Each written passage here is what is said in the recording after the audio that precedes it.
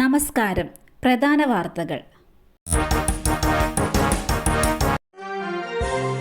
സംസ്ഥാന സ്കൂൾ പ്രവേശനോത്സവം ആലപ്പുഴയിൽ മുഖ്യമന്ത്രി പിണറായി വിജയൻ ഉദ്ഘാടനം ചെയ്തു. വിദ്യാഭ്യാസ മന്ത്രി വി ശിവൻകുട്ടി, കൃഷിവകുപ്പ് മന്ത്രി പി പ്രസാദ്, സാംസ്കാരിക വകുപ്പ് മന്ത്രി സജി ചെറിയാൻ, MLA-മാരായ യു പ്രതിഭ, ദലീമ ജോജോ, മുഹമ്മദ് മുഹസിൻ എന്നിവരും ചടങ്ങിൽ സന്നിഹിതരായിരുന്നു.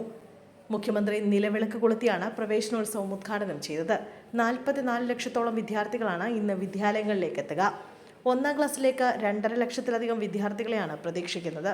സാമൂഹ്യ ബോധം വളർത്തുന്ന 10 വിഷയങ്ങളായിരിക്കും ആദ്യ 2 ആഴ്ച വിദ്യാർത്ഥികളെ പഠിപ്പിക്കുക. ലഹരി തടയുന്നത് ഉൾപ്പെടെയുള്ള വിഷയങ്ങളും പഠന വിഷയമാക്കും. +1 പ്രവേശനം ആദ്യ അലോട്ട്മെന്റ് ഇന്ന് വൈകിട്ട് 5 മണിക്കാണ് ആദ്യ അലോട്ട്മെന്റ് പ്രസിദ്ധീകരിക്കുക. ഇതിന്റെ അടിസ്ഥാനത്തിൽ നാളെ രാവിലെ 10 മണി മുതൽ ജൂൺ 5-ന് വൈകിട്ട് 5 മണി വരെ വിദ്യാർത്ഥികൾക്ക് പ്രവേശനം നേടാം. ഇതിനോടൊപ്പം മോഡൽ റെസിഡൻഷ്യൽ സ്കൂളുകളിലെ പ്രവേശനത്തിനുള്ള അലോട്ട്മെന്റും സ്പോർട്സ് കോട്ട പ്രവേശനത്തിനുള്ള അലോട്ട്മെന്റും പ്രസിദ്ധീകരിക്കും. രാത്രിയിൽ വിവാഹ വീട്ടിൽ പോയി വരാത്തതിനാൽ വീട്ടുകാർ അന്വേഷിച്ചു. രാവിലെ കണ്ടത് ചെളിയിൽ മുഖമാഴ്ന്ന മൃതദേഹം. കോഴിക്കോട് ഉള്ളിയേരിയിൽ ഒരാളെ തോട്ടിൽ മരിച്ച നിലയിൽ കണ്ടെത്തി. ബാലുശ്ശേരി എരമംഗലം സ്വദേശി ആലുള്ളതിൽ ലോഹിതാക്ഷനാണ് മരിച്ചത്. ഇന്നലെ രാത്രി വീട്ടിൽ നിന്നും മാമ്പയിലുള്ള വിവാഹ സൽക്കാര വീട്ടിൽ പോയിരുന്നു. തിരിച്ചെത്താതിരുന്നതിനെ തുടർന്ന് വീട്ടുകാർ അന്വേഷിച്ചിറങ്ങി. ഇതിനിടെ ഇന്ന് രാവിലെയാണ് നാട്ടുകാർ തോട്ടിൽ മൃതദേഹം കാണുന്നത്. തോട്ടിലെ ചെളിയിലും വെള്ളത്തിലും മുഖം ആഴ്ന്ന നിലയിലായിരുന്നു മൃതദേഹം. മഴയെ തുടർന്ന് തോട്ടിൽ നല്ല ഒഴുക്കായിരുന്നു.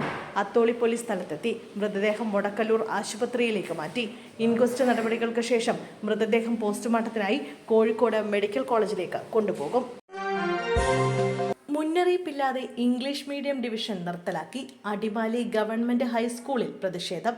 പ്രധാന അധ്യാപികയെ ഉപരോധിക്കുന്നു. യൂത്ത് കോൺഗ്രസിന്റെ പ്രവർത്തകരാണ് അധ്യാപികയെ ഉപരോധിക്കുന്നത്. രക്ഷിതാക്കളാണ് പ്രതിഷേധം നടത്തുന്നത്. സ്കൂളിലെ 9-ാം ക്ലാസിന്റെ ഇംഗ്ലീഷ് മീഡിയം ഡിവിഷനാണ് മുന്നറിയിപ്പില്ലാതെ നിർത്തലാക്കിയത്. ഇംഗ്ലീഷ് മീഡിയം ഡിവിഷനിൽ 9 കുട്ടികളാണ് പഠിച്ചിരുന്നത്. ഇതിൽ 2 പേർ TC വാങ്ങിപ്പോയി. 3 കുട്ടികൾ സേ പരീക്ഷ എഴുതി പാസ്സായതാണ്. ബാക്കി 5 കുട്ടികളാണ് ക്ലാസ്സിൽ പഠിക്കേണ്ടത്. ഈ കുട്ടികളെ വെച്ച് ഡിവിഷൻ മുന്നോട്ട് കൊണ്ടുപോകാൻ ബുദ്ധിമുട്ടുണ്ടെന്ന് പ്രധാന അധ്യാപിക രക്ഷിതാക്കളെ വിളിച്ചറിയിച്ചിരുന്നു.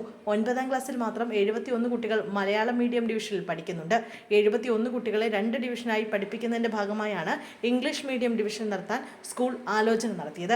എന്നാൽ ഇംഗ്ലീഷ് മീഡിയം ഡിവിഷൻ നിർത്തലാക്കുന്നത് ഒരു കാരണവശാലും അനുവദിക്കില്ലെന്ന് പ്രതിഷേധക്കാർ വ്യക്തമാക്കി. പുതിയ മുന്നണിയുമായി PV അൻവർ. തൃണമൂൽ കോൺഗ്രസ് പിന്തുണയ്ക്കും. നിലമ്പൂർ ഉപതെരഞ്ഞെടുപ്പിൽ തൃണമൂൽ കോൺഗ്രസ് കേരള കൺവീനറായ PV അൻവർ മത്സരിക്കുക ജനകീയ പ്രതിപക്ഷ പ്രതിരോധ മുന്നണിയുടെ ലേബലിലായിരിക്കും. തൃണമൂൽ കോൺഗ്രസിന്റെ നേതൃത്വത്തിലായിരിക്കും മുന്നണിയുടെ പ്രവർത്തനം.